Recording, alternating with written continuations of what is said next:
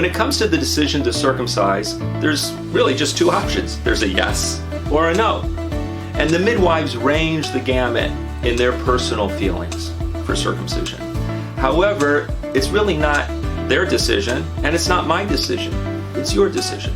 So in order to determine whether one should or shouldn't circumcise, let me share a few ideas with you why the midwives and why the broader public come down on both sides of the issue.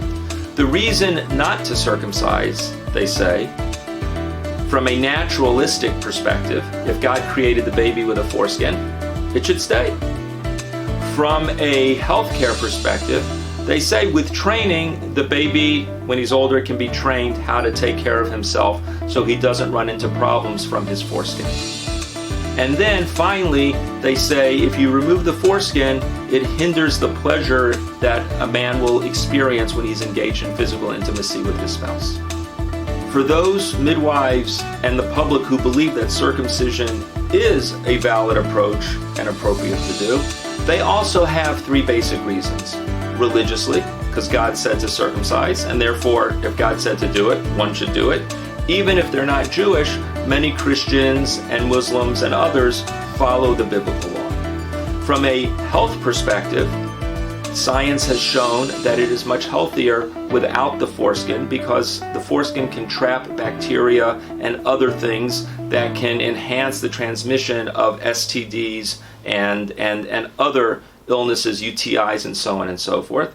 Although with proper care, that can be eliminated a little bit. And then from a physical intimacy part of the equation, I personally have yet to find any male who has any difficulty experiencing pleasure without his foreskin.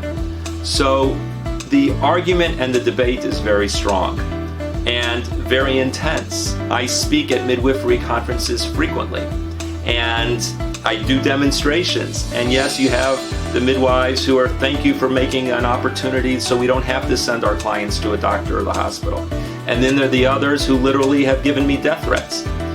But I invite them in to my demonstration and presentation and ask them to please feel free to challenge with questions as long as it's for the sake of learning. And now I have a cadre of midwives who are very much against circumcision, but will refer their clients to me for those who want their children circumcised. And I think that's a beautiful thing because we've taken two diametric positions and we've come to a middle ground. For those who would like it, they have a safe, warm, loving environment, 15 seconds, almost painless, for them to receive that circumcision, and they don't have to experience the more traumatic and invasive procedures that go on in doctors' offices and hospitals.